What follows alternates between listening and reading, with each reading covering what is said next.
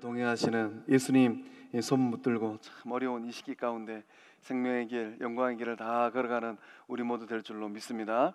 우리의 좌우에 있는 분들과 인사할 때 사랑합니다, 축복합니다, 잘 됩니다.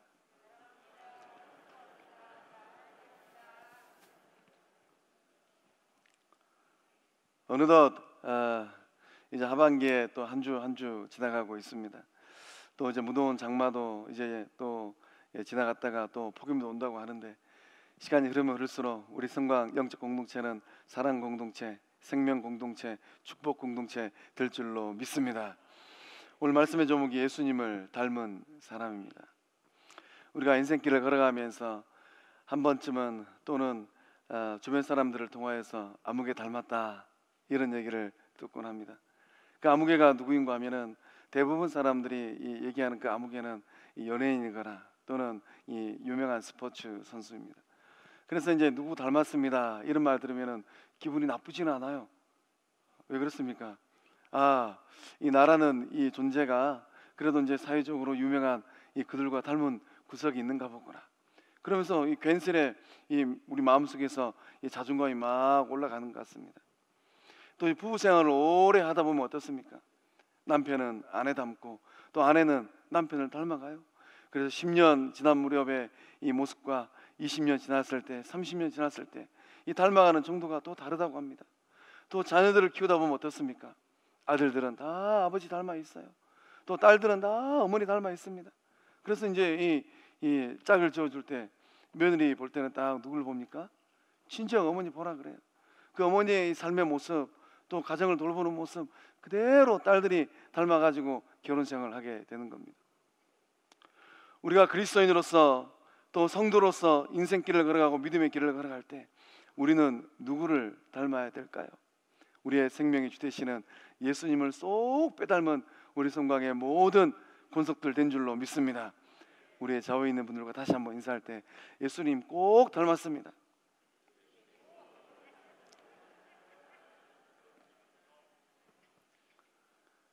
어떻게 하는 게 예수님을 닮아가는 모습일까요? 예수님 이 땅 가운데 오셔서 참 쉽지 않은 인생길을 걸으셨습니다. 그러나 예수님의 삶을 곰곰이 들여다보면 예수님은 사랑의 삶을 사셨습니다. 예수님은 섬김의 삶을 사셨습니다. 예수님은 기도의 삶을 사셨어요. 예수님은 복음의 삶을 사셨습니다. 우리 예수님처럼 사랑의 삶을 살고 섬김의 삶을 살고 기도의 삶을 살고 복음의 삶을 살 때 예수님 닮아가는 우리 모두 될 줄로 믿습니다. 오늘 말씀을 곰곰이 들여다보면 예수님 닮아가는 놀라운 말씀들이 기록되어 있습니다. 우리 37절의 말씀 함께 읽어보겠습니다. 영광 중에서 우리를 하나는 주의 우편에 하나는 좌편에 앉게 하여 주옵소서. 아멘. 예수님 닮아가는 것은, 예수님처럼 섬김의 삶을 잘 사는 것은 어떻게 하는 것입니까? 예수님의 영광을 기대할 때 우리가 예수님을 닮아가고 예수님처럼 섬김의 삶을 잘 살게 될 줄로 믿습니다. 예수님과 이 제자들이 지금 어느 도상에 있습니까? 예수님께서 예루살렘 성을 향하여서 한 걸음 한 걸음 나아가고 있습니다. 예수님께서 제자들 앞에 서서 앞장서서 걸어가고 있어요. 제자들은 예수님의 뒤를 따라가고 있습니다. 예수님의 뒤를 따라서 예루살렘 성을 향하여 걸어가는 제자들은 어떤 생각을 하고 있을까요? 또한 제자들과 함께 예루살렘 성을 향하여서 걸어가고 계시는 우리 예수님은 또 어떤 생각을 하고 있을까요? 먼저 앞장서 가시는 예수님의 뒷모습을 바라보고 야고보와 요한은 예수님을 향하여서 생각할 때 우리 주님을 정치적 메시아로 생각하고 있었습니다. 예루살렘 성에 입성하시면 당장이라도 로마 군대를 또 몰아내고 로마에 꼭두각시하고 있는 헤롯을 다 몰아내서 우리 주님께서 새로운 정권을 딱 세우실 것 같아요. 우리 주님께서 예루살렘 성에 딱 입성하면 로마의 통치를 받는 나라가 아니라 그토록 꿈꿔왔던 다윗의 나라가 예수님을 통하여서 다시금 재건될 것 같습니다. 그래서 우리 예수님을 바라보는 야고보와 요한은 그 마음 가운데 다른 제자들 몰래 꿍꿍이 속이 있었습니다. 예수님께서 그 자리에 앉아 계시면은 우리도 한 자리 차지하세. 그 형제 사이니까 아마 예수님을 뒤따라가면서 소곤소곤 주고 받았을 것 같습니다. 형님은 우의정하시고 저는 좌의정하겠습니다. 이렇게 주거니 받거냐면서 그 길을 따라가고 있는 거예요. 우리 예수님은 무슨 생각으로 예루살렘을 향하여서 걸어가고 계실까요? 로마 군대와 맞서 싸워서 이기는 정치적 메시아를 생각하고 그 길을 걸어가고 계실까요? 아닙니다. 새로운 정당을 창당하고 또 이 독립운동을 이끌어서 이스라엘의 강력한 왕이 되는 것을 생각하시면서 그 길을 걸어가실까요? 아닙니다.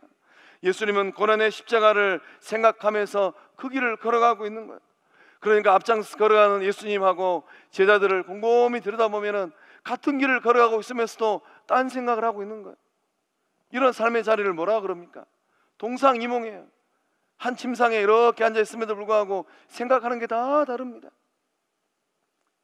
우리가 이 가정생활 할 때도 그런 장면이 많이 있지 않습니까?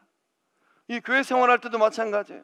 한 몸이 돼서 주의 전을 섬길 때 하나님 나라를 이루어감에 있어서 생각하는 게 다 제각각이에요. 이 야고보와 요한이 예수님 앞에 이렇게 이 무례한 청탁을 한 이유가 무엇입니까?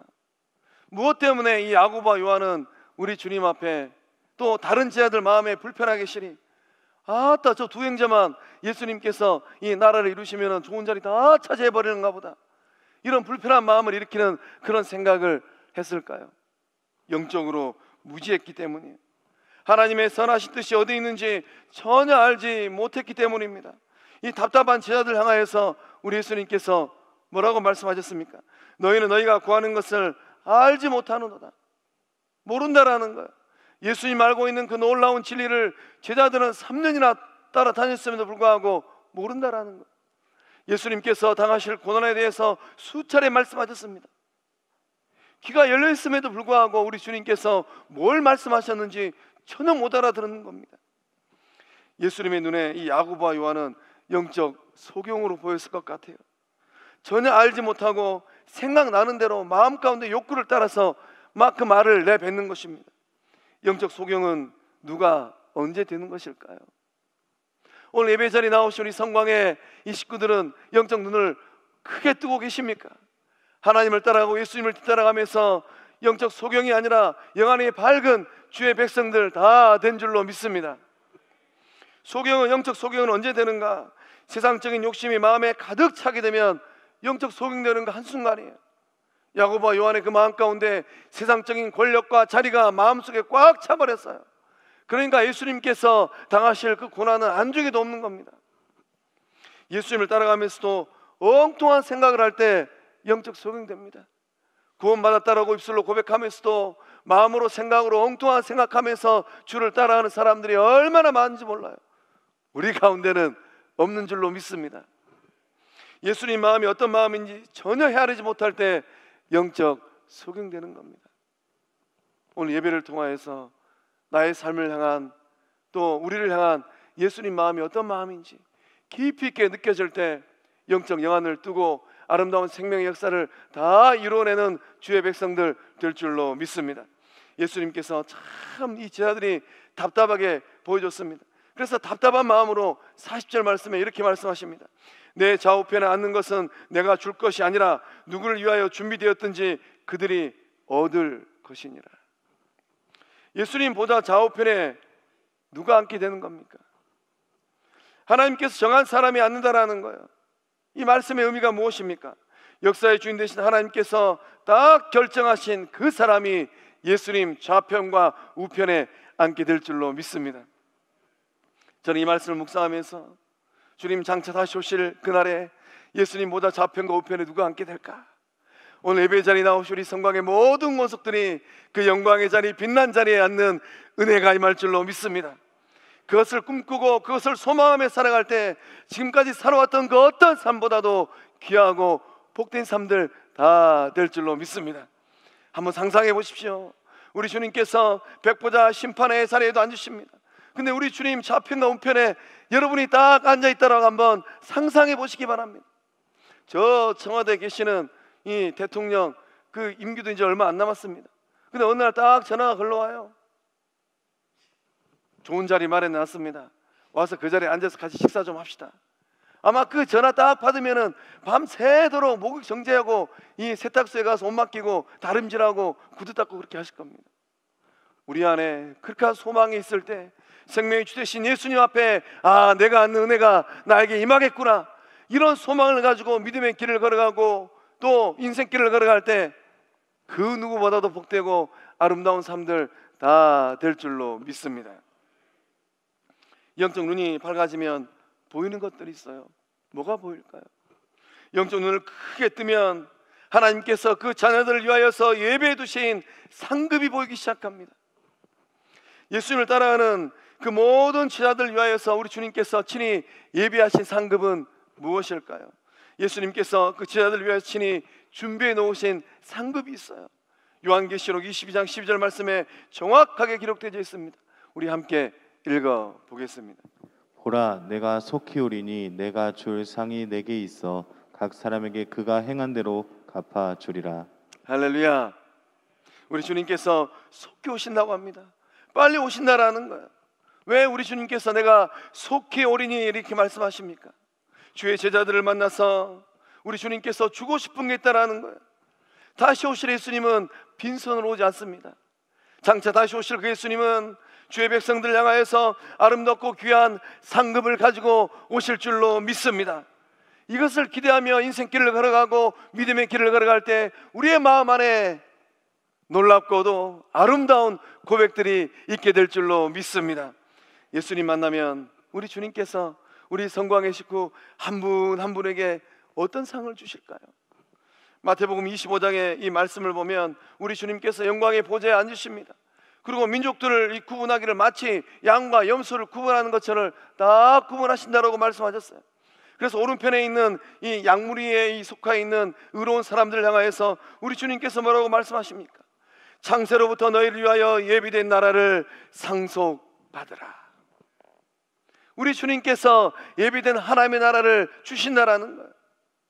그러면서 이 오른편에 있는 사람들에게 상을 주시는데 어떤 상을 주십니까?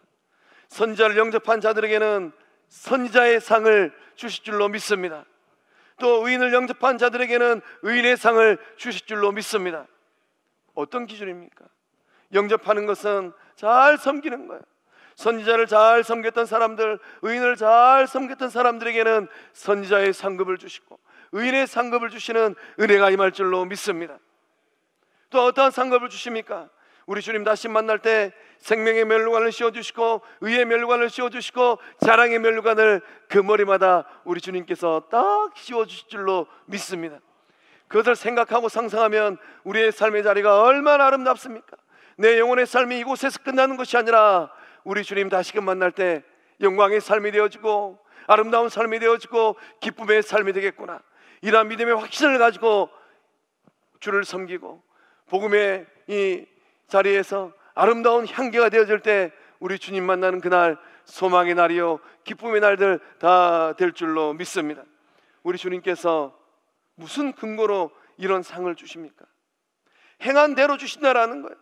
각 사람에게 그가 행한 대로 갚아 주리라. 중요한 것은 오늘 내가 내 삶의 자리에서 내 인생을 어떻게 사느냐는 거예요. 내가 살고 있는 삶의 모습을 따라서 우리 주님께서 상을 주신다라는 거예요. 그 삶의 모습에 따라서 상의 종류가 달라져요. 상의 모습에 따라서 상의 크기가 완전히 달라지게 된다라는 겁니다. 예수님 따라가면서 예수님 닮아가는 삶을 살아갈 때 상상하지 못하였던 그 상급들, 그 영광이 우리 성광의 모든 권속들에게 임할 줄로 믿습니다.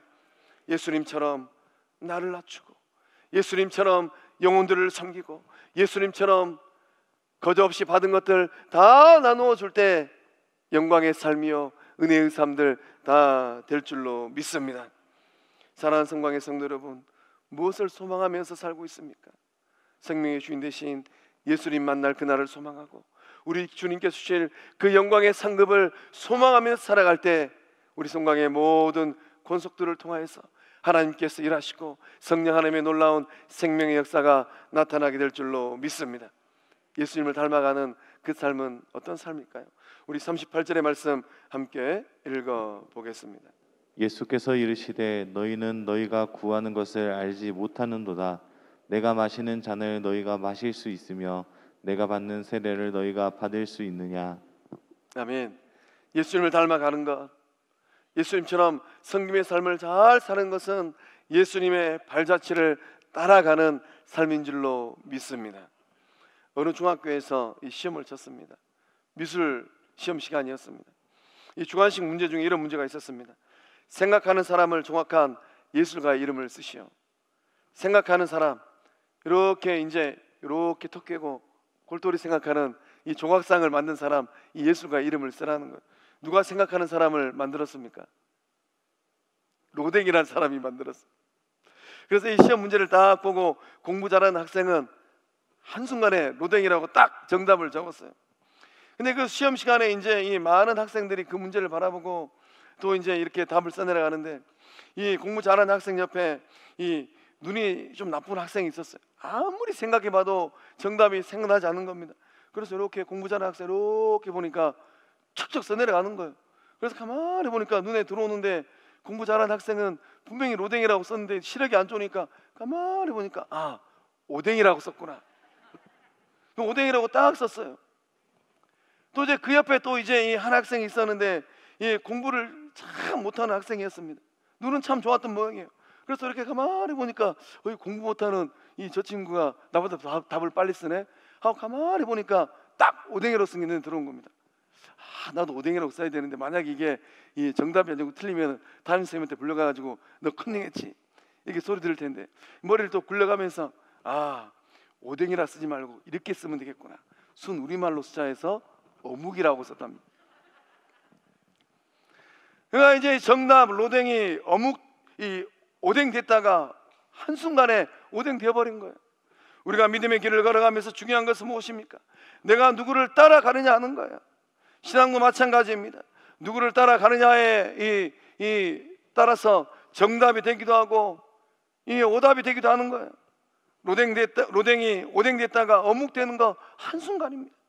오늘 이 자리에 나오신 우리 성곽의 모든 권속들은 믿음의 길을 걸어가고 인생길을 걸어갈 때 누구를 따라가고 있습니까? 정답 되시는 예수님 따라가는 저와 여러분 다 된 줄로 믿습니다. 예수님께서 말씀하셨어요. 내가 마시는 잔과 내가 받는 세례를 너희가 마시고 너희가 받을 수 있느냐? 우리 주님께서 말씀하신 이 마시는 잔과 이 받는 세례는 무엇을 의미하고 있습니까? 우리 주님께서 장차 당하실 고난과 죽음을 의미하고 있는 거예요. 예수님께서 저와 여러분에게 참된 생명, 영원한 생명을 주기 위하여서 그 몸을 십자가에 내어주시는 겁니다. 우리 주님께서 이렇게 말씀하시면서 마시는 이라고 말씀하셨어요. 예수님께서 자원하심으로 기꺼이 그 고난을 받으시겠다는 거예요. 마지못해서 어쩔 수 없어서 우리 주님께서 죽으셨습니까? 아니라는 겁니다. 도살장에 끌려가는 소처럼 가기 싫은데 억지로 그 길을 가셨습니까? 아니라는 거예요. 능력이 없어서 죽음을 당하셨습니까? 아니라는 겁니다. 예수님은 자발적으로 십자가의 길을 선택하시고 그 길을 가신 줄로 믿습니다. 누구 때문에 무엇을 위하여서 우리 주님께서 그 고난의 잔을 마셨습니까? 이 자리에 앉아 계시는 저와 여러분을 살려내기 위하여서, 저와 여러분의 삶에 영원한 생명을 주기 위하여서 우리 주님께서 그 고난의 잔을 선수 받아 마신 줄로 믿습니다. 우리 주님께서 야고보와 요한에게 물었습니다. 너희도 나를 따라서 죽기까지 낮아져서 형제를, 이웃을, 교회를 섬기겠느냐? 야고보와 요한이 주저하지 않고 대답합니다. 할 수 있나이다. 예수님께서 마시는 잔을 같이 마시겠다라는 거예요. 이게 대체 무슨 말입니까? 예수님께서 이 당하실 그 고난에 동참하겠다라는 겁니다. 야고보와 요한은 호언장담했습니다. 주저하지 않냐고 십자가를 질 그 태세예요. 그런데 실제로는 어땠습니까? 겟세마네 동산에서 우리 주님께서 로마 군병들에게 잡히실 때 야고보와 요한은 어디 있었습니까? 또 다른 이 제자들은 다 어디 있었습니까? 한 명도 열애 없이 예수님을 버리고 도망갔어요. 살기 위해서 도망쳤습니다. 헌시작 버리듯 예수님 버리고 자기 살 길 찾아서 다 가버렸어요. 그날 밤에 도망쳤던 야고보와 요한을 비롯한 제자들의 인생이 도망자의 인생으로 끝났습니까? 아닙니다. 선생님을 배신한 배신자의 낙인의 인생으로 끝났습니까? 아니에요. 이 제자들의 인생이 완전 대반전되었습니다. 언제 대반전되었습니까? 예수님의 부활을 목격하였어요. 살아나신 예수님을 딱 만나고 나서 그날 밤에 예수님을 버리고 도망한 나의 삶이 참 보잘것없는 삶이구나. 나는 호언장담하였는데 생명 주신 예수님을 뒤로하고 도망친 내 발걸음이 부끄럽구나. 또 오순절마가 다락방에 임하였던 성령님을 경험하게 되었습니다. 그리고 나서 제자들이 완전히 달라졌어요. 소망합니다. 이 예배 자리에 나오신 우리 성광의 모든 권속들이 오늘 예배를 기점으로 완전히 달라진 예수님의 참된 제자의 삶 다 될 줄로 믿습니다. 어떻게 달라졌습니까? 예수님 부활을 목격하고 성령님을 경험하러 와서 어떻게 달라졌습니까? 미숙하였던 제자들이 이제는 성숙한 제자들이 되었어요. 마음이 좁았던 제자들이 이제 마음이 넓은 예수님의 제자가 되었던 것입니다. 세상을 바라보고 쫓아갔던 그 제자들이 이제는 오직 예수님만 바라보고 하나님의 나라를 바라보며 나아가는 제자들이 되었다라는 것이에요. 겁쟁이 제자들이 마음이 담대한 제자들이 되어버렸어요. 로마 군병들이 두렵고 또 유대인들이 무서워서 문 꼭꼭 닫고 있었던 제자들이 예수님 만나고 성령님 경험하고 나서는 죽는 것이 두렵지 않는 담대한 주의 백성들이 되었던 것입니다. 오늘 이 자리에 나오신 이 성광의 모든 권속들도 두려움 가운데 인생길을 살아가는 것이 아니라 성부 하나님을 바라보고 부활하신 예수님 바라보면서 담대한 마음으로 인생길을 걸어가는 주의 백성들 다 될 줄로 믿습니다. 간이 요만한 사람이 아니라 간이 이만한 사람이 되어서 누구를 만난다 할지라도 어느 곳에 있다 할지라도 생명의 주 되시는 예수 그리스도의 복음을 증가하는 참된 제자들 다 될 줄로 믿습니다. 제자들은 예수님과 함께 그 길을 걸어가면서 세상적인 부귀와 영화와 출세를 꿈꿨습니다. 그러니 자리다툼하고 있었어요. 예수님, 저에게도 한 자리 주십시오. 저도 좋은 자리 좀 앉아볼랍니다. 저도 예수님 덕에 떵떵거리면서 잘 살아보고 싶습니다. 땅을 쳐다보고 살았던 이 제자들이 이제는 완전히 달라지게 되었어요. 하늘 쳐다보고 살아간 주의 백성들 된 줄로 믿습니다. 말로만 주를 따르겠다, 입술만 살아있던 이 제자들이 이제는 말로만 이 끝내는 삶이 아니라 그 몸으로, 그 삶으로 주를 따라가는 삶이 되었습니다. 어떻게 되었습니까? 자리탐하였던 야고보는 어떤 삶이 되었습니까? 예수님의 12 제자들 가운데 최초의 순교자가 되었어요. 또한 자리탐하였던 요한은 어떤 삶이 되었습니까? 세상 끝나는 그날까지 예수님을 위하여서 로마 황제들에게 쫓겨다니고 고난당하고 박해당하는 그러한 삶의 자리에 놓여 있었습니다. 그럼에도 불구하고 원망하거나 불평하지 아니하고 함께 믿음의 길을 걸어가는 많은 생명들에게 예수 사랑을 보여주고 전하여 준 예수님의 손이 되어주고 발이 된 줄로 믿습니다. 사랑하는 성광의 성도 여러분, 구원의 역사는 어떻게 일어나는 것입니까?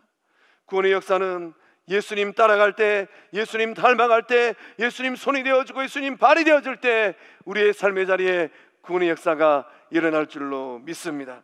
예수님께서 이 땅 가운데 오셔서 그 고난의 길을 걸어가신 이유가 무엇입니까?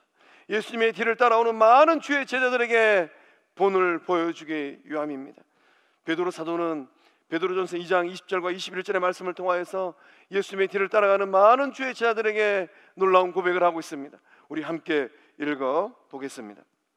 그러나 선을 행함으로 고난을 받고 참으면 이는 하나님 앞에 아름다우니라. 21절까지.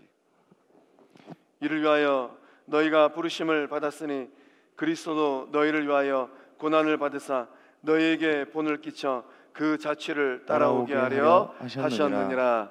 할렐루야. 믿음은 무엇입니까? 믿음은 따라가는 거예요. 그래서 베드로 사도가 고백하기를 고난을 받고 참으면 하나님 앞에 아름다운 삶이 될 줄로 믿습니다.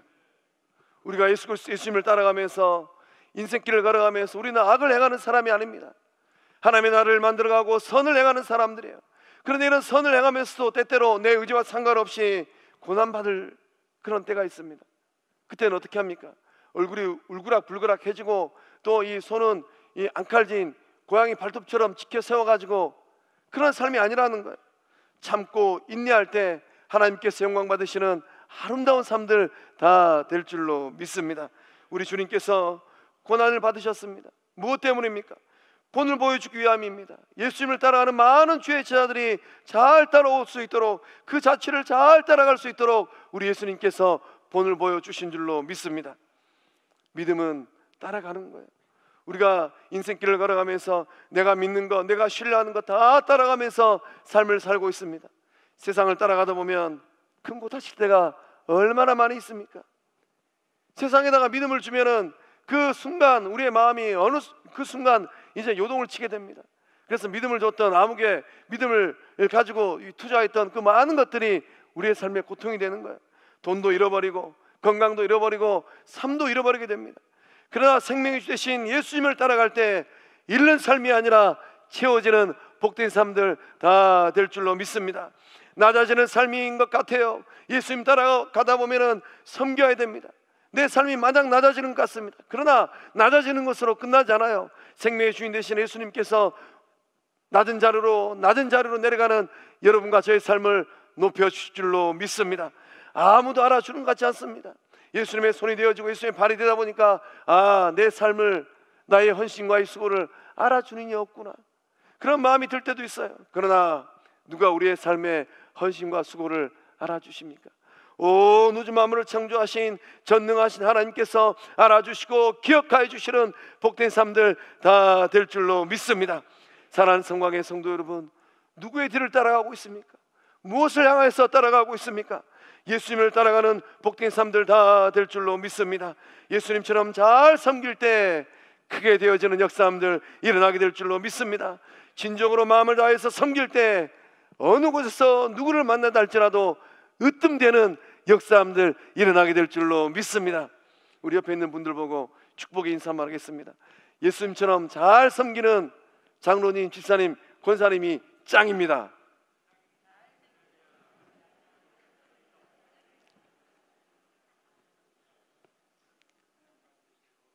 오늘 이 시간부로 높아지기 위해서 아웅다웅하는 것이 아니라 낮아지기 위해서 예수님처럼 잘 섬기기 위해서 더 낮은 곳으로, 더 수고스러운 곳으로 내려가는 우리 모두 될 줄로 믿습니다. 예수님 닮아가는 것은 무엇입니까? 예수님처럼 섬기는 것은 어떻게 하는 것입니까? 예수님의 마음을 갖는 것입니다. 우리 45절의 말씀 함께 읽어보겠습니다. 인자가 온 것은 섬김을 받으려 함이 아니라 도리어 섬기려 하고 자기 목숨을 많은 사람의 대속물로 주려 함이니라. 아멘. 우리 주님의 말씀입니다. 이 말씀은 꼭 마음에 새기고 삶에 새겨서 누구를 만난다 할지라도 생명의 축복의 동로되는 우리 모두 될 줄로 믿습니다. 우리 주님께서 말씀하시기를 자기 목숨을 많은 사람의 대속물로 주려 한다고 합니다. 이 대속물의 이라는 단어의 뜻은 어떤 뜻입니까? 대속물이란 말의 뜻이 무엇입니까? 어떠한 사람을 의무나 속박해서 풀어주는 거예요. 노예살이하고 있는 어떤 사람이 있어요. 가만히 보니까 너무 불쌍하고 애처롭습니다. 능력도 출중합니다. 노예로 끌려와가지고 평생 노예살이하는 거예요. 자, 아무개를 좀 노예 이 몸값을 지불해서 내가 좀 자유하게 만들어 주고 싶다. 그러면은 이 노예살이하고 있는 그 주인에게 이 몸값을 지불해 줘야 됩니다. 주인이 달라는 대로 줘야 돼요. 그 돈을 딱 주고 나면 그 아무개는 비로소 이제 노예에서 신분이 해방됩니다. 자유민으로 살게 되는 거예요. 또 아무개가 이 감옥에 죄수로 갇혀 있어요. 그를 좀 끄집어내 가지고 갇혀 있는 삶이 아니라 자유로운 삶을 살게 만들어 주고 싶습니다. 그럼 어떻게 됩니까? 그 죄값을 누군가는 대신 치러줘야 돼요. 그 아무개를 이 감옥에서 끄집어내기 위해서 제가 대신 이 감옥살이 하겠습니다 하고 들어가는 거예요. 들어갈 때 그 아무개는 감옥에서 나와가지고 자유로운 삶을 살게 된다는 겁니다. 예수님께서 이 땅에 오신 이유가 무엇입니까? 죄에 묶여서 노예 생활해야 하고 죄에 묶여서 죄의 감옥에 갇혀있는 저와 여러분을 건져내고 구원하여서 자유를 주기 위해서 이 땅에 오신 줄로 믿습니다. 사망의 바다에 빠져가지고 호적거리고 있는 우리를 건져내기 위해서 예수님 이 땅 가운데 오신 줄로 믿습니다. 그래서 예수님 오셔서 죄값을 지불하셨어요. 몸값을 지불하여 주셨습니다. 어떻게 지불하셨습니까? 십자가에 달리셔서 그 몸값을 지불하여 주셨습니다. 예수님의 피값으로 우리는 자유로운 선택받은 구원받은 주의 백성들 다 된 줄로 믿습니다. 말씀을 보니까 우리 주님께서 목숨을 대속물로 주셨는데 누구에게 주셨는가? 많은 사람에게 주셨다고 합니다. 왜 우리 주님께서 말씀하실 때 내 목숨을 모든 사람을 위하여 주노라라고 말씀하지 아니하시고 많은 사람의 대속물로 준다라고 말씀하셨을까요? 많은가 모두는 의미가 완전히 다릅니다. 예수님은 많은 사람을 위해 오셨어요. 예수님을 구주로 영접하는 그 많은 영혼들을 위하여 오신 줄로 믿습니다. 모든 사람을 위하여 오지 않으셨어요. 오늘 세상에 있는 많은 사람들은 생명의 복음을 외면하고 거절합니다. 노아가 방주를 잘 지었습니다. 그러나 하나님께서 이 방주를 통하여서 몇 명 구원하였습니까? 8명 구원하였어요. 그 당시에 있던 많은 사람들은, 노아의 방주의 이 복음을 거절하고 외면한 많은 사람들은 홍수에 갇혀서 그 인생을 끝내야만 했습니다. 생명의 주 되신 예수님께서 복음을 받아들이는 모든 사람들을 구원해 주시는 놀라운 역사를 일으켜 주실 줄로 믿습니다.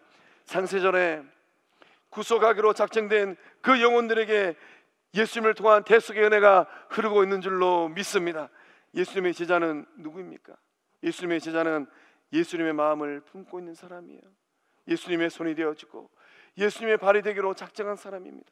예수님께서 걸으셨던 그 길을 걷는 사람, 성님 받으려는 것이 아니라 섬기기 원하는 사람, 그 사람이 바로 예수님의 참된 제자인 줄로 믿습니다.